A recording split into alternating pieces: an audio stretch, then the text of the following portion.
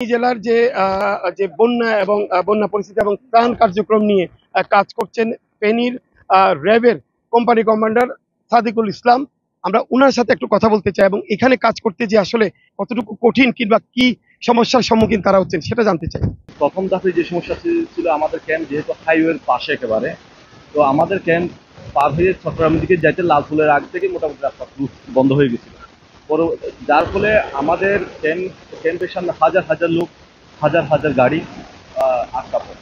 তো আমরা চেষ্টা করলাম আমাদের ক্যাম্পের ভিতরে এক কুমোর পানি, এর বাইরেও আমাদের লোকজন তাদের রান্না করা খাবার থেকে। এই অঞ্চলে যেটা আমি শুনলাম যে এইদিকে যত দূর যাচ্ছে গ্রামগুলি এখনো রাস্তাগুলি সড়কগুলি ডুবে আছে, সহায়তা যাচ্ছে না।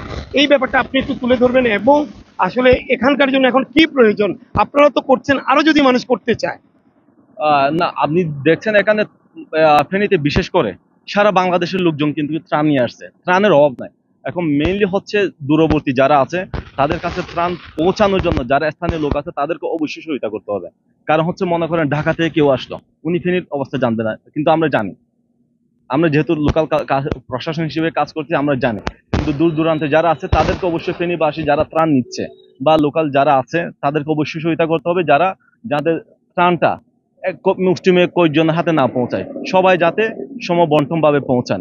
এই জন্য আমার ফেনীবাসীর কাছে একটা অনুরোধ থাকবে, আপনারা বাহির থেকে যারা আসতেছে সব প্রশাসনকে, সব সিভিল লোকজনকে যারা ত্রাণ নিয়ে আসতেছে বা উপহার নিয়ে আসতেছে, আপনারা সহায়তা করবেন যাতে আপনাদের লোকজনই সমভাবে খাবার দাবার পায়। এত শুনছিলেন, উনি বারবার বলার চেষ্টা করছেন এখানে যে কার্যক্রমগুলি হচ্ছে, ত্রাণ আসতেছে সারা দেশ থেকে, কিন্তু এখানের যে যোগাযোগ ব্যবস্থাটার কারণে পৌঁছানোটা একটু কঠিন হয়ে যাচ্ছে, তিনি নিজেও স্বীকার করলেন। আপনার ওই যে এবার এখন যারা দূরবর্তীতে ট্রাক বা ওই ক্ষেত্রে আপনারা সহযোগিতা কতটুকু করবেন যারা বাহির থেকে আসবে? সেক্ষেত্রে আমাদের সাথে যদি কন্ট্যাক্ট করে বা যোগাযোগ করে, ওরা যদি বলে যে স্যার আপনারা আমাদের মাধ্যম হয়ে আপনার ত্রাণগুলো পৌঁছে দেন, আমরা এই কাজও করে যাচ্ছি। তো আমরা কি করি, গলা পরিমাণ পানি হলো আমাদের সমস্যা নাই, আমরা নৌকায় উঠে যে দেখতেছেন আমরা সিভিল ড্রেসে ঘুরতেছি, ভিজতেছি, কোনো সমস্যা নাই। এটা আমাদের রাষ্ট্রীয় দায়িত্ব, জনগণের সেবা দেওয়া, আমরা সেবা দিয়ে যাচ্ছি। এর বাইরে যদি আমাদের কাছে বলে যে স্যার গলা পরিমাণ পানি আমরা যেতে পারছি না বা সাঁতরায় যেতে হবে, আমরা সাঁতরায় গিয়েও এটা পৌঁছে দিচ্ছি।